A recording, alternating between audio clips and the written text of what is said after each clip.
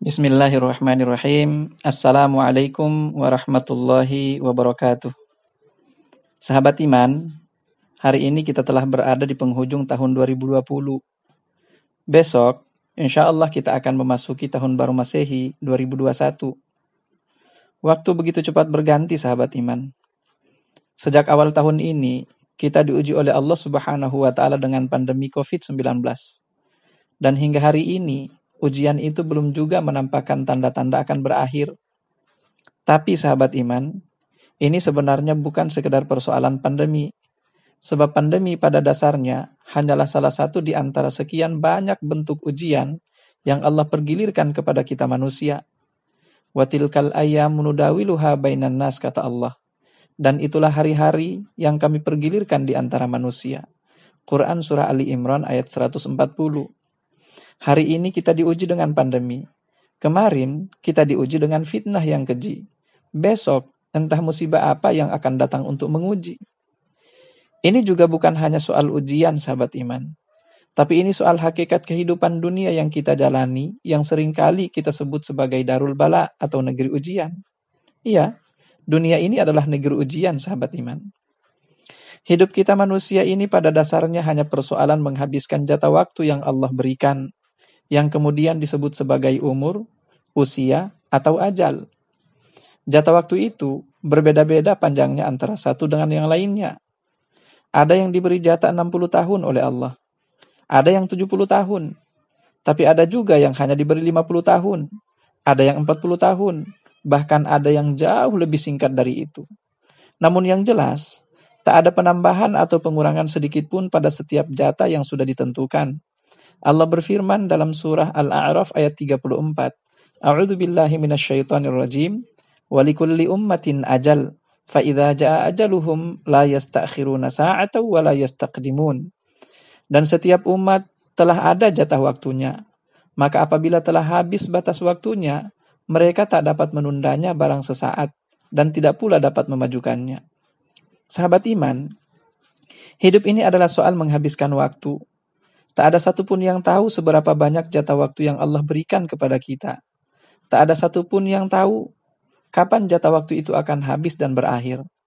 Itulah sebabnya sehingga kematian itu selalu datang secara tiba-tiba tanpa bisa diprediksi sedikit pun.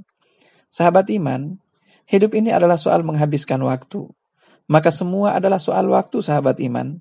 Itulah sebabnya sehingga di dalam Al-Quran, Allah paling banyak bersumpah dengan menggunakan waktu.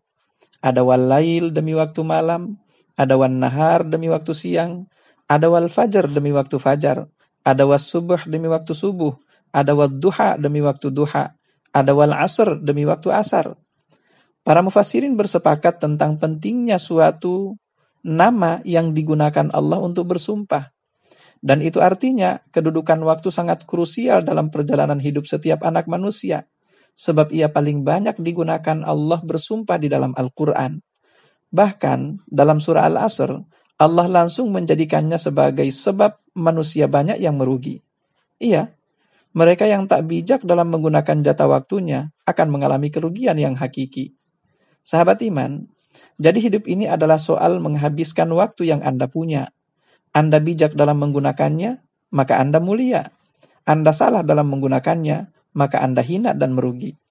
Menjadi manusia terbaik tidaklah ditentukan oleh seberapa panjang jatah waktu yang Anda punya, tapi seberapa baik Anda menggunakan waktu itu. Banyak orang yang diberi jatah waktu yang tidak begitu panjang oleh Allah, tapi ia jauh lebih mulia dibandingkan kebanyakan orang yang diberi jatah usia panjang oleh Allah. Nama mereka tetap hidup, mereka tetap dikenang sepanjang masa. Rasulullah Shallallahu Alaihi Wasallam suatu waktu ditanya tentang siapakah manusia yang terbaik di sisi Allah. Beliau menjawab, man ta'ala umruhu wa hasuna amaluhu. Orang yang panjang usianya, tapi cara ia menggunakan jatah usianya itu baik. Jadi persoalannya adalah cara kita menggunakan waktu, sahabat iman. Bukan berapa banyak waktu yang kita punya. Sahabat iman, hidup adalah soal menghabiskan jatah waktu. Dan setiap satuan waktu hingga yang terkecil sekalipun akan dimintai pertanggungjawabannya di hadapan Allah kelak. Ada orang sepanjang hari ia habiskan untuk kebaikan. Ada juga yang mengisi sepanjang harinya dengan dosa dan hal-hal yang tidak bermanfaat. Tapi ada pula yang paginya baik, namun sorenya ia kufur. Yusbihu mu'minan wa yumsi kafiran, kata Rasulullah sallallahu alaihi wasallam. Pagi beriman, tapi sorenya ia kafir. Semua akan menjadi penentu mulia atau hinanya, beruntung atau ruginya kita di mata Allah Subhanahu wa taala. Semoga Allah selalu membimbing kita untuk selalu istiqamah dalam kebaikan, mengisi setiap waktu dengan hal-hal yang bermanfaat, yang bisa selalu mendekatkan diri kita kepada Allah Subhanahu wa taala.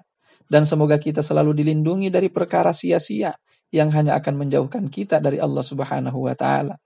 Rasulullah sallallahu alaihi wasallam bersabda, "Min husni islamil mar'i tarkuhu ma la ya'nihi." Di antara tanda baiknya keislaman seseorang adalah ketika ia meninggalkan hal-hal yang tidak bermanfaat. Sementara Imam Al-Ghazali mengatakan, "Min alamati i'radillahi 'anil 'abdi ishtighaluhu bima la ya'nihi." Di antara tanda seorang hamba ditinggalkan oleh Allah Subhanahu wa taala adalah ketika hamba itu sibuk dengan sesuatu yang tidak bermanfaat. Sahabat iman, hidup ini adalah soal menghabiskan waktu, menghabiskan jatah waktu untuk perjalanan menuju sebuah kepastian yang tidak dapat diragukan oleh siapapun. Perjalanan menuju Allah Subhanahu wa taala. Di sana, di hadapannya nanti, masing-masing akan tahu ia mulia atau ia hina. Rasulullah sallallahu alaihi wasallam bersabda, "Kullun nasi yaghdu fabai'un nafsahu famu'tiquha aw mubiquha." Setiap manusia berjalan menuju Tuhannya. Ada di antara mereka yang memerdekakan dirinya, tapi ada pula yang mencelakakan dirinya. Sahabat iman, semoga kita termasuk bagian hamba-hamba yang beruntung. Semoga kita termasuk bagian dari hamba yang dijauhkan oleh Allah Subhanahu wa taala dari hal-hal yang sia-sia, yang menggunakan waktunya pada hal-hal yang tidak bermanfaat. Semoga kita menjadi manusia yang paling mulia di mata Allah Subhanahu wa taala. Amin ya rabbal alamin. Assalamualaikum warahmatullahi wabarakatuh.